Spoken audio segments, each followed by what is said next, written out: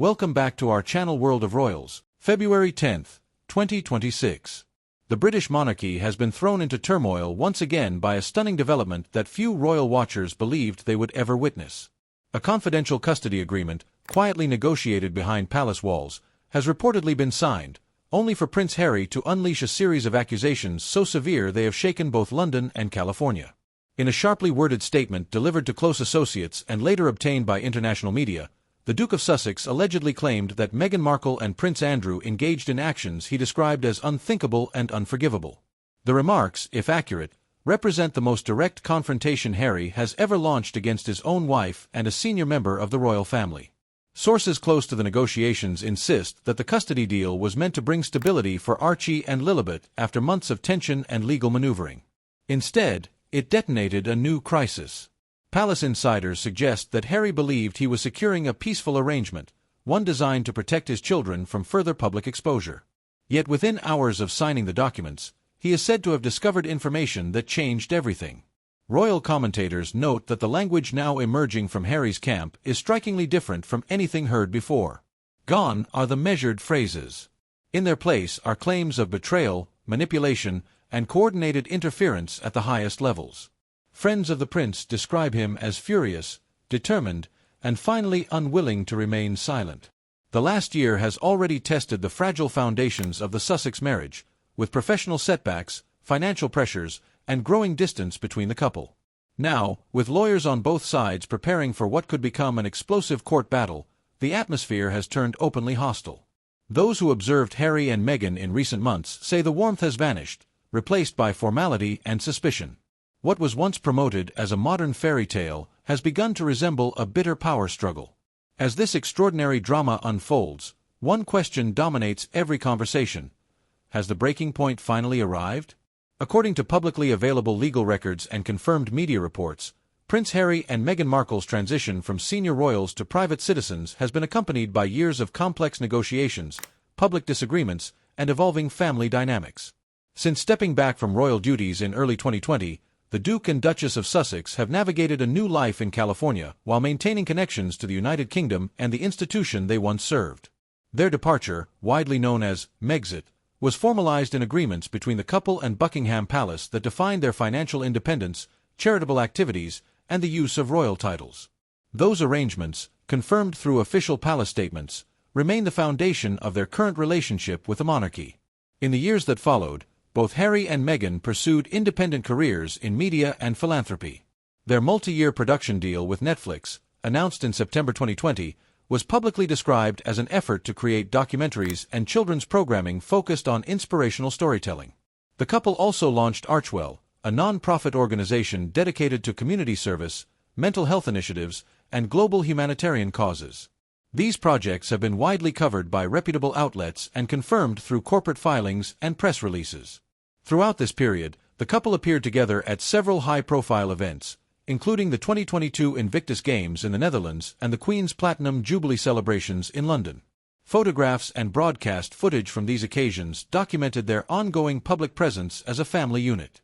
However, as Prince Harry later revealed in interviews promoting his 2023 memoir, Spare, tensions within the royal family remained unresolved. In the book, which became one of the fastest-selling non-fiction titles in history, Harry described personal conflicts with relatives and detailed his perspective on the breakdown of trust between himself and palace officials. Media coverage throughout 2023 and 2024 frequently noted that Harry and Meghan were dividing their time between personal projects. Meghan launched a lifestyle and wellness brand, while Harry focused on veterans' causes and mental health advocacy. Public appearances confirmed that the couple often traveled separately to fulfill professional commitments. None of these activities, however, were ever described in official sources as violations of parental responsibilities or legal obligations. The couple's children, Archie Harrison Mountbatten-Windsor and Lilibet Diana Mountbatten-Windsor, have remained largely out of the public eye. Verified reports indicate that both children hold dual citizenship in the United States and the United Kingdom. Official announcements from Buckingham Palace confirmed their places in the royal line of succession, while also making clear that their upbringing would be private and primarily based in California.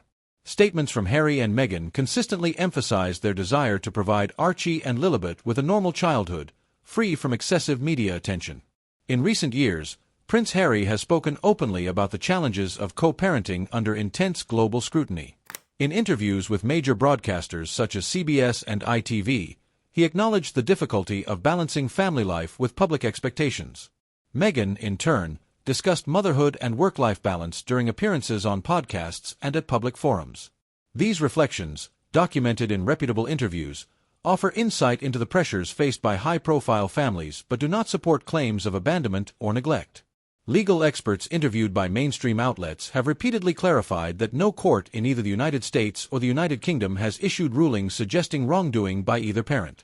Family law specialists have noted that international custody disputes involving dual citizenship children are complex but generally handled through established diplomatic and legal channels.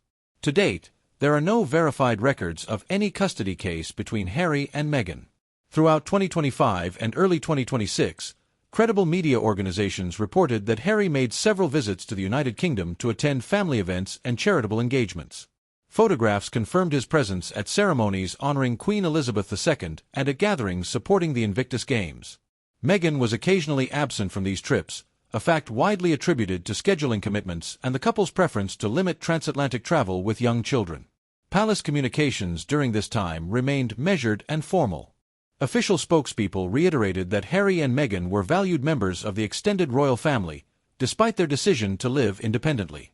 There were no public statements indicating the activation of any extraordinary guardianship measures. All available evidence points to a continuing, if complicated, relationship between the Sussexes and the monarchy. As observers look back on this period, it becomes clear that the narrative surrounding Harry and Meghan has often been shaped by speculation rather than documented fact. What is verifiable is that the couple has attempted to build a new life outside royal duties while raising two young children in the public eye.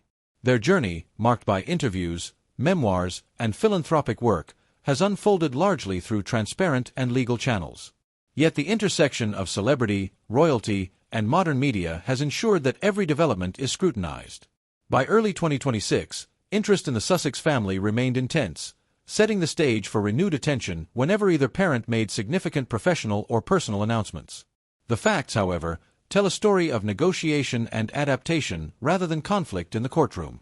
Publicly confirmed timelines show that Prince Harry's professional focus since leaving royal duties has centered on mental health advocacy, veteran support, and media production. His work with the Invictus Games Foundation has continued uninterrupted, with official reports verifying his leadership role in organizing international sporting events for wounded service members. These activities, widely praised by global organizations, reflect a consistent commitment rather than a retreat from responsibility. Meghan Markle's professional endeavors have followed a similar pattern of transparency. In 2024, she announced a return to lifestyle-focused media projects, including collaborations with major streaming platforms and charitable partnerships. These initiatives were promoted through verified press releases and interviews with established publications. While some commentators debated the commercial aspects of her ventures, none of the coverage suggested any breach of parental or legal duties. The Sussex family's residency in California has also been well documented. Property records and interviews confirm that Harry and Meghan reside in Montecito, where they purchased a home in 2020.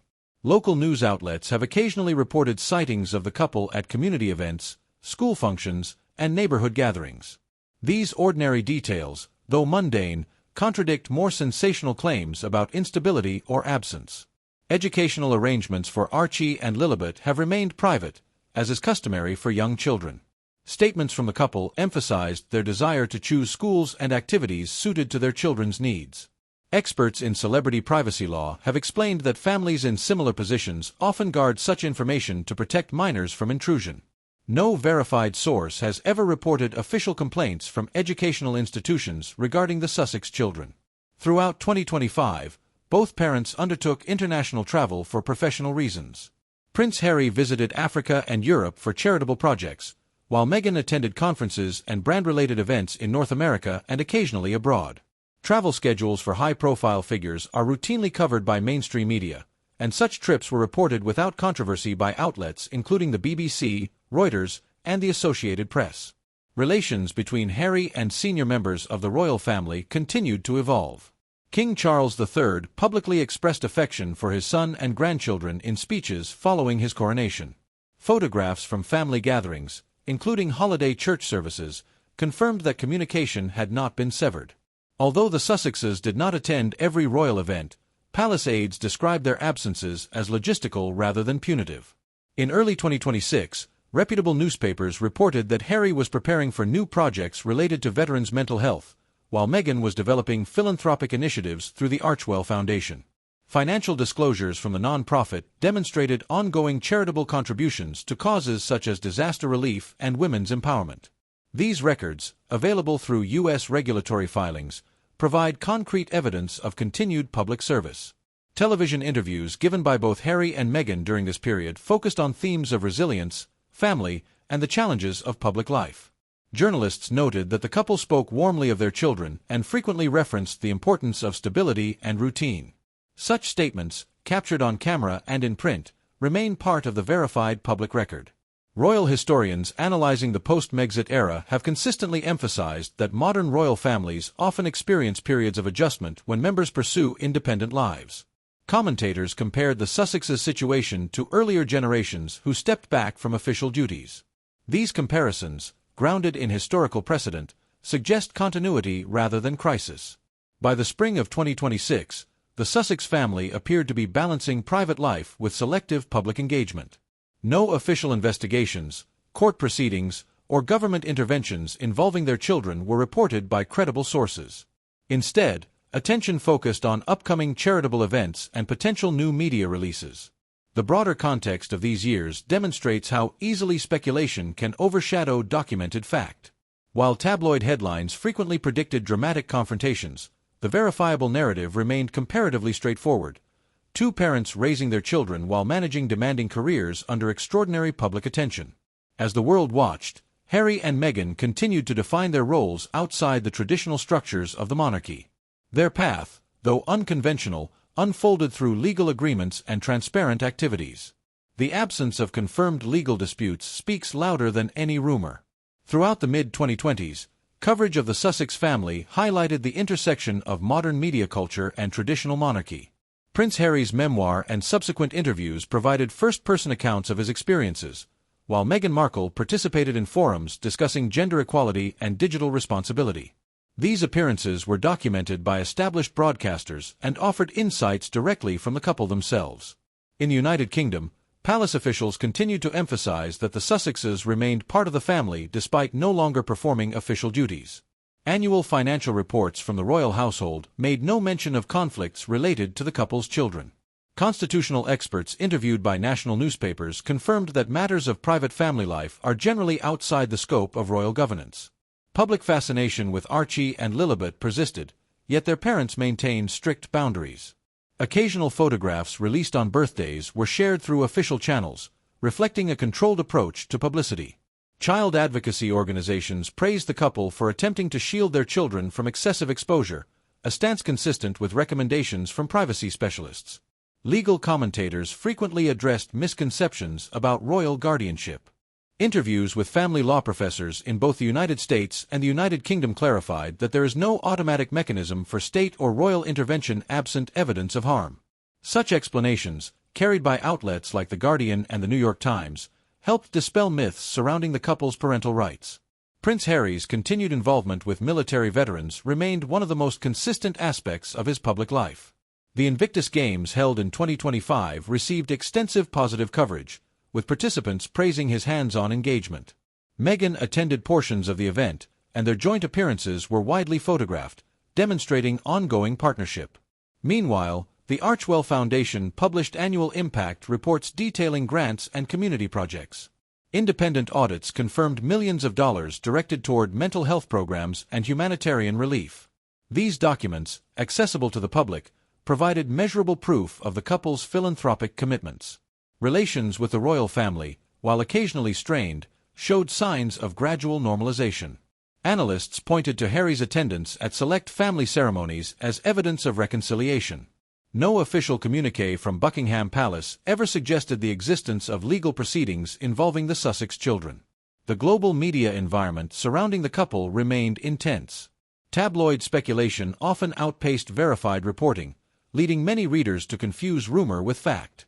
Responsible journalists repeatedly urged audiences to distinguish between commentary and documented information, especially when minors were involved.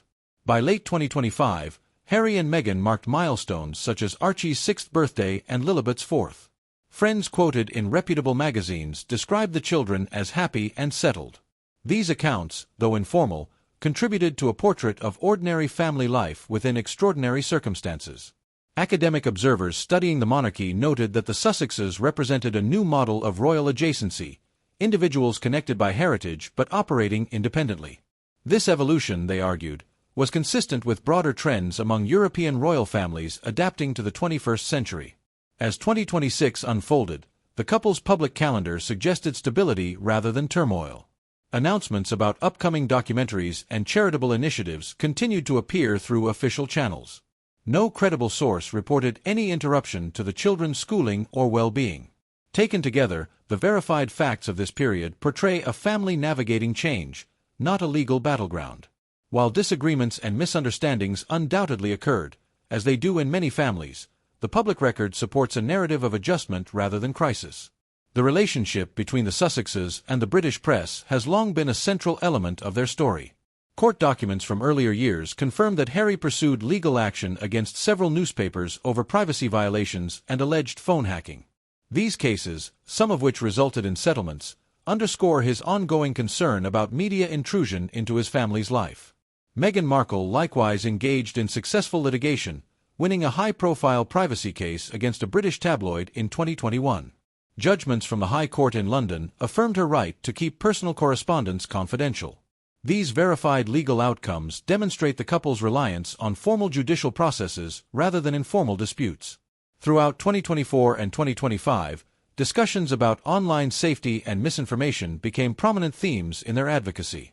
Both Harry and Meghan spoke at conferences addressing the impact of social media on children and families. Their involvement in these conversations was documented by respected international organizations, reinforcing their public commitment to child welfare. Royal protocol experts have noted that the titles held by Archie and Lilibet were formally recognized following King Charles III's accession to the throne. Official updates on the royal family website listed them as Prince Archie and Princess Lilibet, confirming their status without altering their private upbringing. This administrative change occurred without controversy. When asked in interviews about the possibility of returning to official royal duties, Prince Harry consistently stated that his focus remained on his immediate family. Such comments, aired on major networks, indicate a desire for stability rather than institutional confrontation. In the United States, the couple maintained relationships with local community organizations. Reports from Santa Barbara Charities acknowledged donations and volunteer participation linked to Archewell. These engagements, though modest compared to royal tours, represent verifiable contributions to civic life. Observers also noted the couple's efforts to foster relationships between their children and extended family members. Occasional visits by relatives were mentioned in human interest articles, suggesting that private connections endured despite public differences. Media ethics scholars have argued that coverage of the Sussexes illustrates the challenges of reporting on high-profile families in the digital age. Rumors can spread rapidly, yet responsible journalism requires corroboration. The contrast between sensational headlines and documented facts became especially apparent during this period. By early 2026, there were no credible reports of any governmental or royal authority seeking to intervene in the upbringing of Archie or Lilibet. All available evidence pointed to parental autonomy exercised within the bounds of US and UK law. The couple's decision to speak openly about mental health, including Harry's discussions of therapy, continued to resonate with audiences worldwide. Advocacy groups credited them with helping reduce stigma around seeking psychological support. These verified elements form the backbone of the real story. Two public figures balancing advocacy, professional projects, and the responsibilities of parenthood. The absence of legal conflict in official records is itself a significant fact often overlooked amid louder speculation. As the decade progressed, the Sussex narrative increasingly reflected broader cultural debates about privacy, celebrity, and tradition. Prince Harry's testimony in British courts during lawsuits against tabloid publishers highlighted his determination to protect his family from invasive practices. Transcripts from these proceedings, publicly available, reveal a father focused on safeguarding his children's future. Meghan Markle continued to champion issues related to women's empowerment and digital responsibility. Speeches delivered at universities and international forums were carried by mainstream networks, portraying her as an active participant in civic discourse. These appearances were professional engagements, not matters of domestic controversy. Royal events in 2025 and 2026 demonstrated that family connections, though complicated, endured. Photographs of Harry attending memorial services and charitable gatherings alongside relatives were published by major news agencies. Such images provided tangible evidence that communication lines remained open. Experts in constitutional law reiterated that the British monarchy holds no routine authority over the private custody arrangements of adult family members living abroad. This clarification, repeated in academic journals and newspaper explainers, directly contradicts persistent myths about royal intervention. In California, local coverage of the Sussexes focused largely on community involvement and everyday life. Neighbors interviewed by regional outlets described occasional sightings at farmers' markets and school activities.